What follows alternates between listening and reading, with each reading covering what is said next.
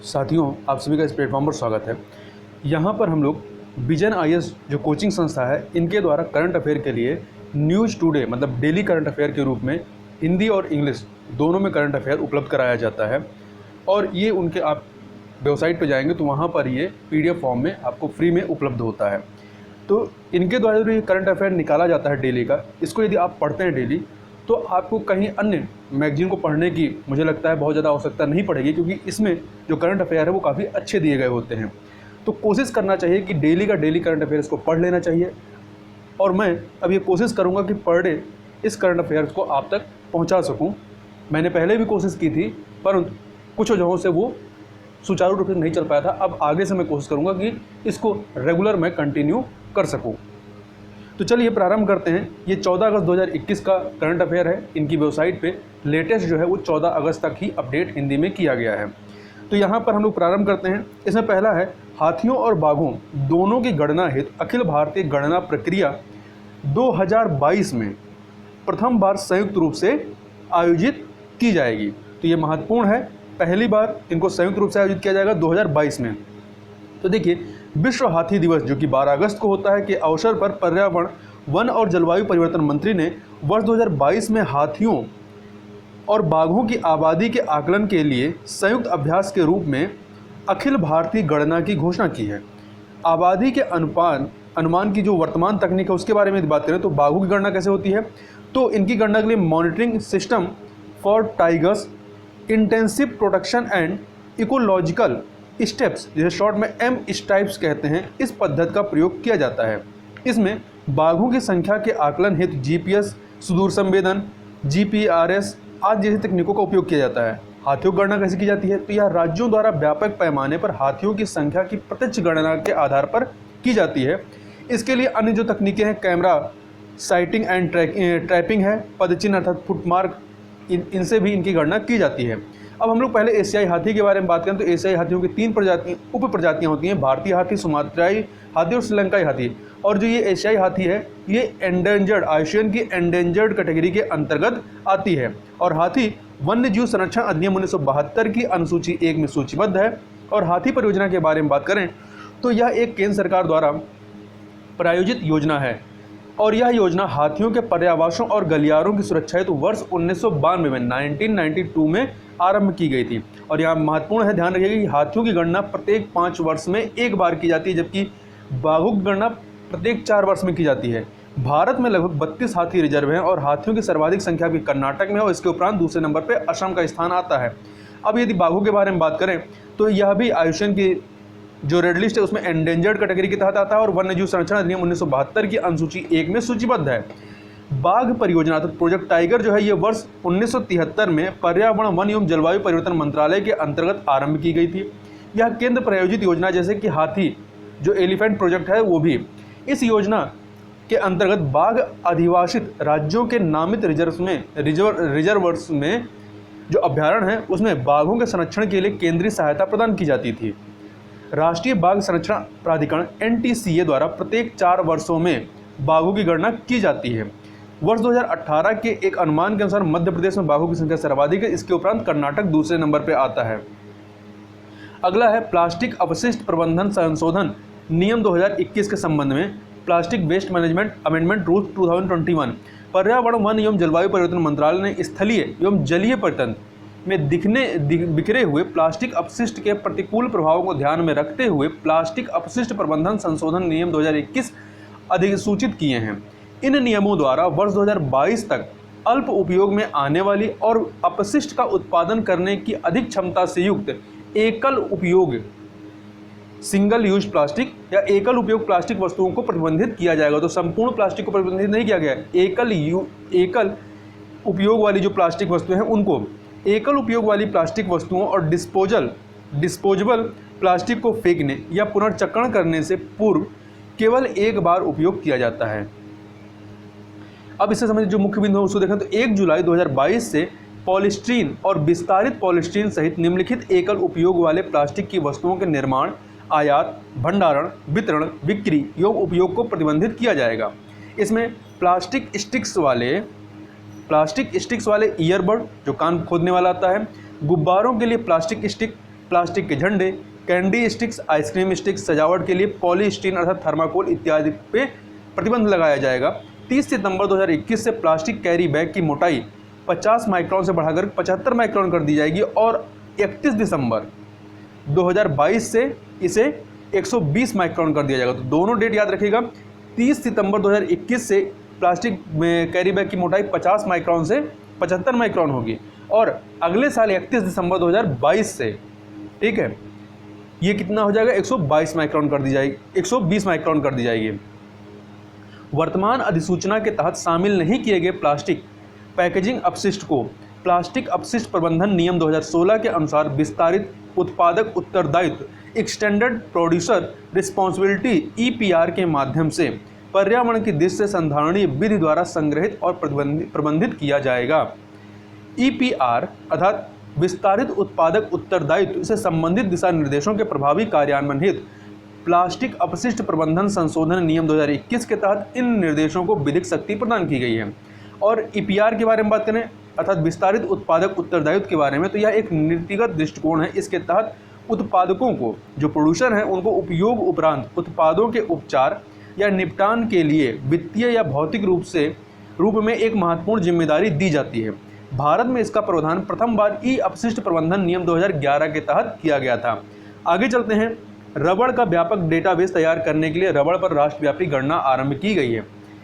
रबड़ बोर्ड ने रबड़ के बागानों और रबड़ उत्पादकों पर एक व्यापक डेटाबेस तैयार करने के लिए इस पर एक राष्ट्रव्यापी गणना आरंभ की है। इस गणना में टैपर, जो कि रबड़ निष्कर्षण करता होते हैं, और फसल प्रसंस्करण विधियों का विवरण भी एकत्र किया जाएगा। यह गणना देश में प्राकृतिक रबड़ उत्पादन में सुधार के लिए विस्तृत मिशन मोड योजनाओं को तैयार करने में मदद करेगी। भारत में प्राकृतिक रबड़ की बात करें तो प्राकृतिक रबड़ की उच्चतम उत्पादकता के साथ भारत विश्व में छठे स्थान पर, अर्थात छठा सबसे बड़ा रबड़ उत्पादक देश है। केरल रबड़ उत्पादक राज्यों में शीर्ष स्थान पर, इसके उपरांत त्रिपुरा का नंबर आता है। अन्य प्रमुख प्राकृतिक रबड़ उत्पादक राज्यों में कर्नाटक है, तमिलनाडु है, असम और अन्य पूर्वोत्तर राज्य शामिल हैं। रबड़ बागान क्षेत्र में लघु जोत वाले किसानों का आधिपत्य है। इनकी देश के उत्पादन में 92% और रोपित क्षेत्र में 91% हिस्सेदारी है। भारत में कानूनी और संस्था का ढांचा इससे संबंधित क्या है, तो रबड़ बोर्ड वाणिज्य और उद्योग मंत्रालय के अंतर्गत एक वैधानिक निकाय है। और यह रबड़ बोर्ड है कहाँ पे, तो केरल के कोट्टम में स्थित है। इसे रबड़ अधिनियम 1947 के तहत स्थापित किया गया और यहाँ महत्वपूर्ण है कि रबड़ के बागानों में 100% प्रत्यक्ष विदेशी निवेश FDI की अनुमति है। थोड़ा सा और रबड़ के बारे में बात करें तो यह स्पष्ट रूप से केवल उन उष्णकटिबंधीय और उपोष्णकटिबंधीय क्षेत्रों में वृद्धि करता है। मतलब एक प्रकार से रबड़ क्या है, उष्णकटिबंधीय और उपोष्णकटिबंधीय क्षेत्र का पौधा है, जहाँ कभी तुषार नहीं पड़ता है। उच्च तापमान और आर्द्रता के साथ साथ इसे लगभग 2500 मिलीमीटर की अत्यधिक वर्षा की भी आवश्यकता होती है, वार्षिक वर्षा की आवश्यकता होती है। अगला है, पर्यावरण, वन और जलवायु परिवर्तन मंत्रालय ने नए नियमों से एंटीबायोटिक अपशिष्ट बहिस्त्राव की सीमा संबंधी उपबंध को निरस्त किया है। ज्ञातव्य है कि पर्यावरण संरक्षण नियम 2020 के मूल प्रारूप में बल्क ड्रग्स निर्माण हेतु 121 प्रकार की एंटीबायोटिक दवाओं के लिए एंटीबायोटिक अपशिष्ट बहिस्त्राव की सीमा सूचीबद्ध की गई थी। हाल ही में पर्यावरण, वन और जलवायु परिवर्तन मंत्रालय ने ऊपर उल्लिखित एंटीबायोटिक अपशिष्ट बहिस्त्राव की सीमा को नियमों के अंतिम प्रारूप से हटा दिया है। अब पर्यावरण संरक्षण द्वितीय संशोधन नियम 2021 यह प्रावधान करता है कि सभी अपशिष्टों को खतरनाक अपशिष्ट के रूप में वर्गीकृत किया जाएगा। इसका तर्क और औचित्य क्या है, तो इससे चीन से प्रतिस्पर्धा का सामना कर रहे भारत के औषध उद्योग पर विनियामक दबाव जो है वो कम होगा। इसके अलावा यह औषध उद्योग के लिए अनुपालन की उच्च लागत को ध्यान में रखते हुए किया गया एक संतुलनकारी उपाय है। एंटीबायोटिक अपशिष्ट बहिस्त्राव की सीमा निर्दिष्ट करने से उपभोक्ताओं के लिए संबंधित दवाओं की लागत में वृद्धि होगी। इससे उपचार हेतु आउट ऑफ पॉकेट व्यय में भी बढ़ोतरी होगी, इसीलिए ये परिवर्तन किया गया है। नए नियमों से संबंधित मुद्दे देखें तो भारत में रोगाणुरोधी प्रतिरोध का गंभीर खतरा विद्यमान है। एंटी माइक्रोबियल रेजिस्टेंस AMR का गंभीर खतरा विद्यमान है। साथ ही अनियंत्रित एंटीबायोटिक अपशिष्ट बहिस्त्राव से जल निकायों के दूषित होने का भी खतरा है और इस तरह के प्रावधान लाए जाएंगे तो ये खतरे और बढ़ेंगे। एंटीबायोटिक्स के निर्माण के दौरान विभिन्न प्रकार के अपशिष्ट का उत्सर्जन होता है। इसमें सक्रिय एंटीबायोटिक, प्रतिजैविक पदार्थ और प्रतिरोधी बैक्टीरिया होते हैं। इसमें सक्रिय एंटीबायोटिक अर्थात प्रतिजैविक पदार्थ और प्रतिरोधी बैक्टीरिया होते हैं। इस अपशिष्ट का निस्तारण किए जाने पर जल निकाय दूषित हो जाते हैं। वर्ष 2017 की राष्ट्रीय रोगाणुरोधी प्रतिरोध कार्य योजना में रेखांकित किया गया है कि भारत जीवाणुविक संक्रमण के सर्वाधिक मामलों का सामना करने वाले देशों में से एक है। अनुमानित रूप से 5 वर्ष या उससे कम आयु के 4,10,000 बच्चों की प्रतिवर्ष निमोनिया से मृत्यु होती है। इसके अतिरिक्त वर्ष 2017 तक अशोधित मृत्यु दर क्रूड मोर्टेलिटी रेट प्रति जो है 1 लाख व्यक्तियों पर 417 है। आगे चलते हैं राष्ट्रीय वाहन स्क्रैप नीति, नेशनल ऑटोमोबाइल स्क्रैप पॉलिसी के बारे में। तो देखिए, इस नीति का गुजरात में निवेशकों के शिखर सम्मेलन के दौरान प्रधानमंत्री द्वारा शुभारंभ किया गया। इसका उद्देश्य वाहन क्षेत्र को और आधुनिक भारत की गतिशीलता को एक नई पहचान प्रदान करना है। यह नीति एक चक्रीय अर्थव्यवस्था अर्थात पुनर्चक्रण और पुनः उपयोग स्थापित करने पर केंद्रित है। इस हेतु पर्यावरण की अनुकूलता के अनुसार अनुपयुक्त और प्रदूषणकारी वाहनों को स्क्रैप किया जाएगा व चरणबद्ध तरीके से सड़कों से हटाया जाएगा। वाहनों की स्क्रैपिंग क्या होती है? यह वह प्रक्रिया है जिसमें वाहनों की उपयोग अवधि पूर्ण होने के उपरांत उनका निपटान किया जाता है तथा उनके पुर्जों का पुनर्चक्रण किया जाता है। भारत में वर्तमान में ऐसे 51 लाख हल्के मोटर वाहन हैं जो 20 वर्ष से अधिक पुराने हैं तथा 34 लाख ऐसे वाहन हैं जो 15 वर्ष से अधिक पुराने हैं। इससे संबंधित जो मुख्य बिंदु है वो है कि वाहनों का पंजीकरण रद्द किया जाना। कैसे?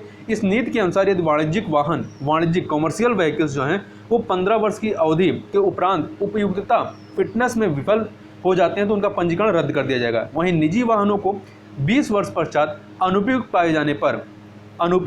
अर्थात अनफिट पाए जाने पर या पंजीकरण प्रमाण पत्र के नवीनीकरण में विफलता के मामले में अपंजीकृत कर दिया जाएगा। सभी सरकारी वाहनों को पंजीकरण की तिथि से 15 वर्ष की अवधि के पश्चात अपंजीकृत या स्क्रैप किया जा सकता है। यह नीति पुराने वाहनों के स्वामियों को पंजीकृत स्क्रैपिंग केंद्रों के माध्यम से अपने अनुपयुक्त वाहनों को स्क्रैप हेतु प्रोत्साहित करती है। संपूर्ण भारत में विशेषीकृत पंजीकृत वाहन स्क्रैपिंग सुविधाएं registered vehicle scrapping facilities RVSFS स्थापित की जाएंगी। आगे चलते हैं, अगला है इप्सा के बारे में। तो इप्सा भारत, ब्राज़ील और दक्षिण अफ्रीका का संगठन है। तो देखिए, भारत द्वारा वीडियो कॉन्फ्रेंसिंग के माध्यम से इप्सा पर्यटन मंत्रियों की बैठक का आयोजन किया गया। इप्सा के बारे में बात करें तो यह औपचारिक रूप से दक्षिण सहयोग को बढ़ावा देने के लिए गठित एक त्रिपक्षीय समूह है जिसमें 3 देश शामिल हैं। ठीक है, कौन कौन से? ब्राज़ील, भारत और दक्षिण अफ्रीका। इस समूह को जून 2003 में जून 2003 में ब्राज़ीलिया घोषणा के तहत गठित किया गया था। यह समूह एक समान चुनौतियों का सामना कर रहे पृथक महाद्वीपों के 3 बड़े लोकतंत्रों और प्रमुख अर्थव्यवस्थाओं को एक मंच प्रदान करता है। वर्तमान इब्सा अध्यक्ष के रूप में भारत ने सितंबर 2021 में वीडियो कॉन्फ्रेंसिंग के माध्यम से 6ठे इब्सा शिखर सम्मेलन को आयोजित करने की योजना निर्मित की है। इसका विषय क्या होगा? जनसांख्यिकी और विकास के लिए लोकतंत्र होगा। अगला है ई वाउचर ट्रेडिंग के बारे में। कर्नाटक स्थित अग्रिम निर्णय प्राधिकरण authority for advance ruling AAR ने निर्णय दिया है कि वाउचर का व्यापार करने वाली बिक्री संवर्धन कंपनियों को 18% की दर से GST का भुगतान करना होगा। साथ ही इन्हें अपनी बिक्री प्रतिलाभ सेल्स रिटर्न्स में इसका उल्लेख भी करना होगा। प्राधिकरण ने निर्दिष्ट किया है कि चूंकि वाउचर को प्रेषित, स्थानांतरित, वितरित, संग्रहित, धारित आदि किया जा सकता है, इसलिए इसे वस्तु के दायरे के अंतर्गत लाया जाएगा, भले ही इसकी प्रकृति क्या है? अमूर्त है। माल और सेवा कर goods and service tax GST अधिनियम के तहत AAR जो AAR है, अग्रिम निर्णय प्राधिकरण को लेन देन या प्रस्तावित लेन देन से जुड़े कर प्रभावों के संबंध में निर्णय लेने के लिए अधिदेशित किया गया है। यह निवेशकों को उनकी प्रत्याशित अप्रत्यक्ष कर देनदारियों के संबंध में निश्चितता प्रदान करता है। GST के संदर्भ में इसे निम्नलिखित 2 स्तरों पर स्थापित किया गया है। पहला, संघ राज्य क्षेत्र या राज्य GST अधिनियम के तहत संबंधित राज्य संघ राज्य क्षेत्र स्तर पर, और केंद्रीय GST अधिनियम के तहत केंद्रीय स्तर पर। अगला है दक्षिण पूर्व एशिया सहयोग और प्रशिक्षण सैन्य अभ्यास के बारे में, जिसे आप शॉर्ट में CCAT कह सकते हैं। भारतीय सेना ने सिंगापुर में दक्षिण पूर्व एशिया सहयोग और प्रशिक्षण CCAT सैन्य अभ्यास में अपने समुद्री कौशल का प्रदर्शन किया। यह अभ्यास अमेरिकी नौसेना के नेतृत्व में हो रहा था, आयोजित हुआ, और सैन्य अभ्यास में 20 अन्य मतलब भारत के अलावा 20 अन्य साझेदार राष्ट्रों की नौसेनाएं भी शामिल थीं। समुद्री अभ्यास का उद्देश्य समुद्री क्षेत्र में आकस्मिकताओं या अवैध गतिविधियों से निपटने हेतु रणनीति, मानकीकृत प्रशिक्षण और प्रक्रियाओं को शामिल कर दक्षिण पूर्वी एशियाई देशों के मध्य सहयोग को बढ़ावा देना है। आगे चलते हैं आनुवांशिक रूप से संशोधित सोयाबीन के बारे में। तो कुक्कुट उद्योग की मांग को देखते हुए भारत ने पहली बार आनुवांशिक रूप से संशोधित जेनेटिकली मॉडिफाइड सोयाबीन के आयात को सोयाबीन के आयात को स्वीकृति प्रदान की है। सोयाबीन की घरेलू कीमतों में बढ़ोतरी के कारण कुक्कुट किसानों ने शुल्क मुक्त आयात की मांग की थी। हालांकि सोया डी ऑयल केक के रूप में ही आयात की अनुमति प्रदान की जाएगी, क्योंकि यह एक निर्जीव जीव है। जेनेटिकली मॉडिफाइड फसल क्या होता है, इसके तहत फसलों में कुछ वांछित गुणों को समाविष्ट करने के लिए अन्य प्रजातियों से प्राप्त जीन को एक कृत्रिम रूप से फसलों में प्रत्यारोपित किया जाता है। इंडिगो क्या है? यह देशी पशुओं की नस्लों की शुद्ध किस्मों को संरक्षण प्रदान करने के लिए भारत की प्रथम एकल पॉलीमॉर्फिज्म चिप है। यह इसका उद्देश्य वर्ष 2022 तक किसानों की आय को दोगुना करने में सहायता प्रदान करना है। यह 11,496 मार्करों के साथ विश्व की सबसे बड़ी पशु चिप है। अब तक भारत का डेयरी विकास कार्यक्रम इन चिप्स के महत्व को रेखांकित करता रहा है। इन्हें पशुओं की विदेशी पश्चिमी नस्लों के लिए विकसित किया जाता है।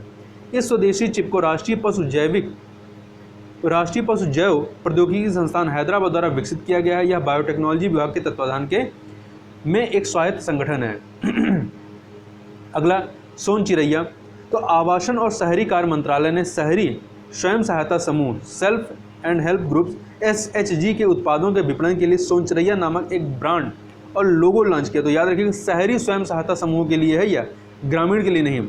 यह शहरी स्वयं सहायता समूह के महिलाओं द्वारा निर्मित किए गए उत्पादों को पहचान प्रदान करने में मदद करेगा तथा इन उत्पादों की वैश्विक पहुंच में भी वृद्धि करेगा। दीनदयाल अंत्योदय योजना राष्ट्रीय शहरी आजीविका मिशन के तहत शहरी निर्धन परिवारों की महिलाओं को SHG सेल्फ हेल्प ग्रुप में संगठित करने हेतु प्रयास किए गए ताकि इन महिलाओं के लिए एक समर्थन प्रणाली का विकास किया जा सके।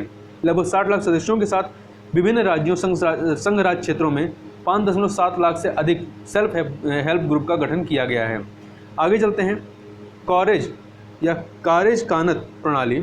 तो कारेज जो है जल आपूर्ति सुनिश्चित करने हेतु उपयोग की जाने वाली एक सुरंगनुमा संरचना होती है। इसका निर्माण कूप रूपी लंबवत शाफ्ट की एक श्रृंखला के रूप में किया जाता है जो ढलान वाली सुरंगों से जुड़ी होती है या भूमिगत जल से इस प्रकार से आबद्ध होती है जिसमें जल की बड़ी मात्रा को बिना पंपिंग की आवश्यकता के गुरुत्वाकर्षण द्वारा कुशलतापूर्वक सतह तक पहुंचा दिया जाता है। इस प्रणाली को बहमनी सल्तनत के दौरान भारत में अपनाया गया था। बहमनी सल्तनत की स्थापना किसने की थी? अलाउद्दीन बहमन शाह ने। भारत के प्रथम करेज प्रणाली जो है ये सुल्तान अहमद शाह वली, जो कि आपके बहमन शाह का ही शासक था, तो सुल्तान अहमद शाह वली 1422 से 1436 के शासनकाल के दौरान कर्नाटक के बीदर में निर्मित की गई थी।